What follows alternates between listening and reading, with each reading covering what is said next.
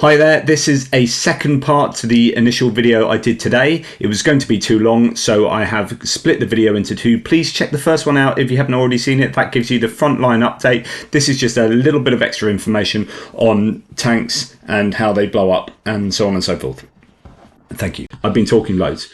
I'll try and wrap this up quickly, but still lots to talk about. Okay. Loads of vehicles have been captured during the counterattacks. So hundreds of Russian vehicles, weapon systems seized during the Kharkiv counterattack. This is September the 26th. Article just again saying things that I've been saying over the last few weeks. How many vehicles of all these different types, command vehicles, artillery, infantry vehicles and carriers, APCs. The command vehicles are really important because they contain intelligence and they function as command posts. So if the Russians don't have these command post vehicles, then they don't have the command structure, which means their forces are even worse. T90s are now starting to be captured and stuck. Those are the most modern tanks and loads of tanks in general. If you want to check out how the count of visually confirmed stuff that has been captured or lost or damaged, Oryx on online and on Twitter is who you want to follow. This is one of the main open source intelligence repositories. The tirelessly been collating the numbers, so that they are the most, and in fact the army's most military intelligences appear to be using Oryx and other open source intelligence sources to collate their statistics for how well each side is doing.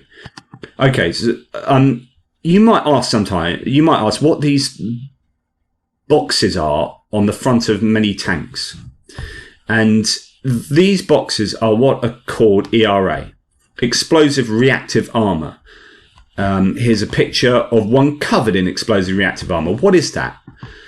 It's actually effectively explosive, plastic explosive, if you like Semtex equivalent, sort of. What the heck are you doing packing a tank with explosives on the front of it? That's insane, isn't it? Surely that's insane. Well, actually, technically, no. So this is ERA, explosive reactive armor, which does a job of protecting the vehicle. So type of vehicle armor that reacts in some way to the impact of a weapon to reduce the damage done to the vehicle being protected. It is most effective in protecting against shaped charges and especially hardened kinetic energy penetrators. The most common type is explosive reactive armor, ERA. Okay, so essentially all anti-tank munitions work by piercing the armor and then either disable the crew inside, disable vital mechanical systems, or create spalling. So that's when it sprays out the inside of the armor into the inside of the tank, a bit like a shotgun. Loads of pellets of armor, loads of shrapnel just shoots around the inside of the tank and takes out all the crew, or disables the crew, or all three. Reactive armor can be defeated with multiple hits in the same place. Okay, so what is reactive armor and how does it work?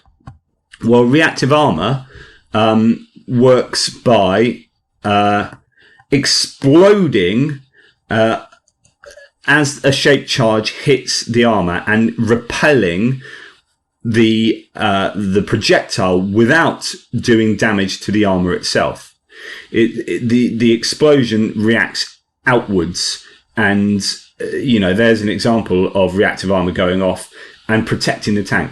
So here's a projectile, it hits the tank, the reactive armor explodes outwards, but it has got a protective element behind it, so the actual armor of the tank is not penetrated. You almost have to hit it twice in the same place to get through the reactive armor. So that is why you see tanks covered in basically explosives.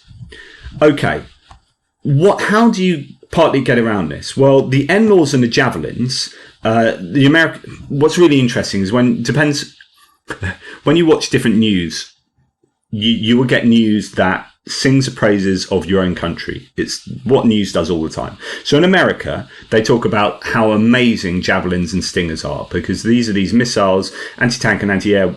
So javelins attack tanks and stingers attack aircraft and manpads. And the American news will always just say how amazing javelins are. And it was a game changer. And HIMARS. And of course, they are to some extent. But it's also to forget that there are loads of other countries providing loads of other pieces of equipment.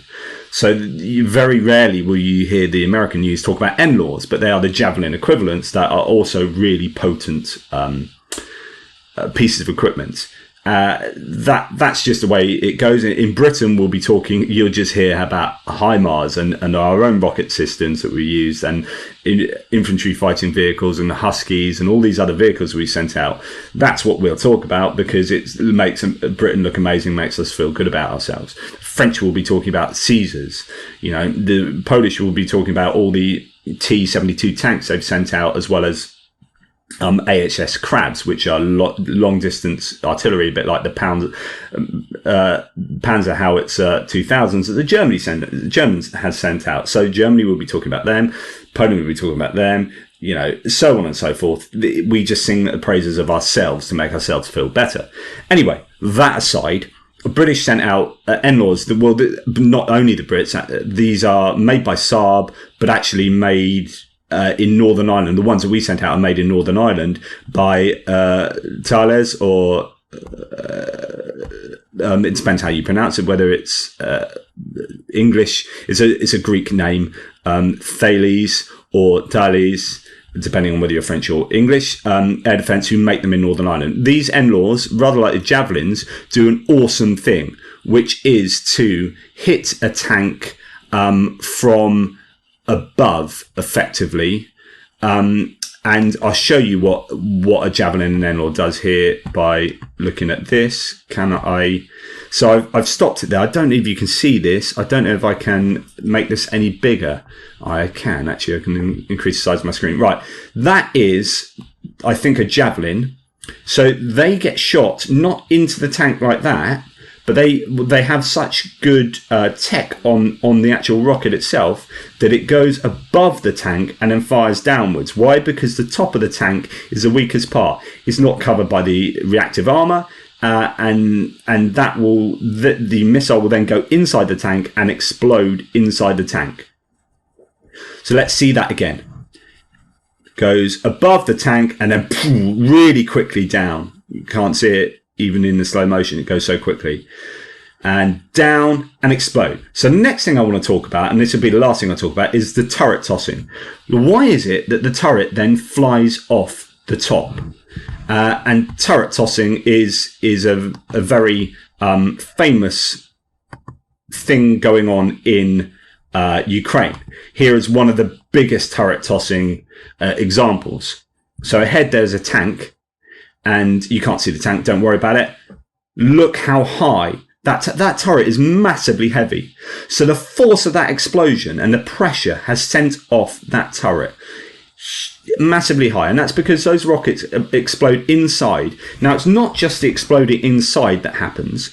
With more modern Russian tanks, it doesn't happen with the T-60 series of tanks, but it's T-72 and T-80s and T-90. I don't know about T-90s, but they have... around the rim of the turret, they have an automatic loading mechanism that loads the ammunition into the barrel. And what that means is all of those shells will explode, and they are around the rim of the turret. And as a result, the turret just flips off. Like, the pressure is so much, explosion is so huge, all that ammunition, as well as the rocket itself, propels the top of the turret off, like, if you squeezed a bottle with a loose lid on it, and the lid will pop off. That's what happens, and they're so heavy you can see the force that takes place. And that's what happens there. Bosh, the turret blows off. The turret doesn't always blow off, and things don't always work well. Here's an NLAW being used in Mariupol, and it doesn't work, and I'll explain why it doesn't work. So here is this tank that the NLAW rocket is shot at the tank, and there's just a little bit of fire at the back, maybe some reactive armor going off at the back, and that rocket does nothing. Why does that rocket do nothing? The NLAW is pretty clever because it has a mechanism that means that the rocket won't explode until it has gone about 60 meters or so. And the reason is because it's too dangerous. This guy, if that had actually exploded and that tank had fully blown up in the way that you saw these other tanks blown up, he would have died.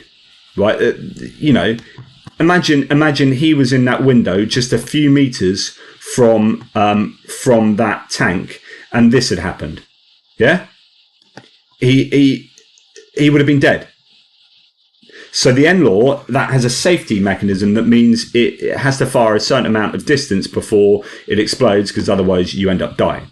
So what he should have done is waited till that tank was around there and shot it then, and then it would have gone off. I'm not quite sure what the minimum range is. Okay, this part of this, the last thing, honest, is how do anti-tank artillery? How does it work?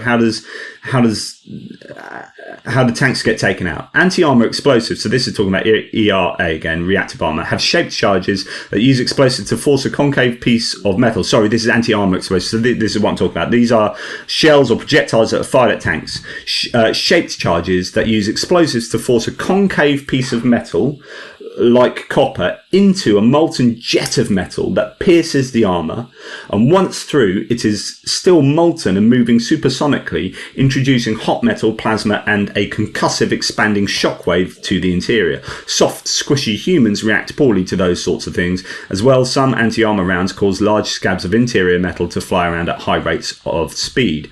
And here's a sort of description of 4 different types of armor. There are a lot of anti-armor shells actually don't explode inside. Some of them just pierce the armor but cause such a shockwave inside that people die from the shockwave or are just taken out. And so sometimes you see tanks that just have holes in it, and you're like, well, why is it disabled? Well, actually, the shock wave of the supersonic round that goes through the tank takes out the people inside and the electronics, and all the controls inside are just blown out by the supersonic shockwave. Anyway, here for really quickly, this will be the last thing to say. APHE, armor-piercing high explosive rounds, were common previously and would penetrate armor, then detonate inside the tank, doing severe damage to the equipment and killing the crew. Composite and sabot rounds punch a hole through the armor and send bits of the armor into the passenger compartment as a shotgun blast. That's called spalling. These can disable the tank without killing all of the crew. HSESH, high explosive squash head rounds, are designed to hit the side of the tank, squish, and spread their explosive across it, then detonate, which sends the inside layer of the armor shooting into the tank, spalling. They don't penetrate the armor, but can kill the crew. So the explosive round doesn't go through the armor, but it sends armor from the tank inside itself. Heat, high explosive anti-tank rounds often have a shape charge head. They detonate carefully laid out explosives behind a sheet of copper to create a high temperature, high speed of jet of metal that cuts through the armor. If it makes it through, you now have hot molten metal spewing around inside the tank. This is bad for the crew. So there are the multiple ways or armaments, munitions that you can use to take out tanks, and they all operate in different ways depending on, I don't know, what you've got to hand or what your intentions are, so on and so forth. These things work in different ways. Anyway, there's a little bit of an explanation of how the stuff happens and why you see turrets blowing off. So if you go onto Twitter and just put turret tossing, so there's a turret tossing Olympics now. People are trying to see which turret has gone the highest. Always worth remembering that inside that there invariably are 3 crew members and people. So every time you see something like that, that is a bunch of people dying. And the thing about Russian troops dying, going forward, there will be an awful lot of troops that just don't want to be there. They're there because they've been forced to be there. And so the more success the Ukrainians have, the more deaths of Russian troops there will be. And that's just a sad loss of human life, especially if there are people who don't want to be there. There are an awful lot of Russians who have also hate the Ukrainians, But then you've got to ask, well, why do they hate Ukrainians? And they are just sold propaganda and lies by the Russian narrative and the Russian propaganda outlets. And again, you know, it's understanding that those are people that have just been manipulated by the Russian government. So, you know, be careful how you feel about people, I guess. Anyway, I hope this was useful. Please put your comments down below. Share, like, subscribe, join, give thanks through Buy Me a Coffee or whatever. Thank you to those who did yesterday. It was my birthday yesterday. I really appreciate all the support and help and encouragement you've given. I'm just a philosopher on the internet that likes talking about this stuff. I may get things wrong. Don't, you know, always check what I say. Don't take it as gospel truth. It ain't that. But thanks for your support. Really appreciate this. And I'll see you tomorrow. Check out my Johnny Pierce fiction books. Survival of the Fittest series. First one is Metamorphosis. Second one is Adaptation. They are available from Amazon or all good bookstores to order. Please grab yourselves a copy. Great reviews. The series is ongoing. I'd really appreciate if you check them out. Thank you.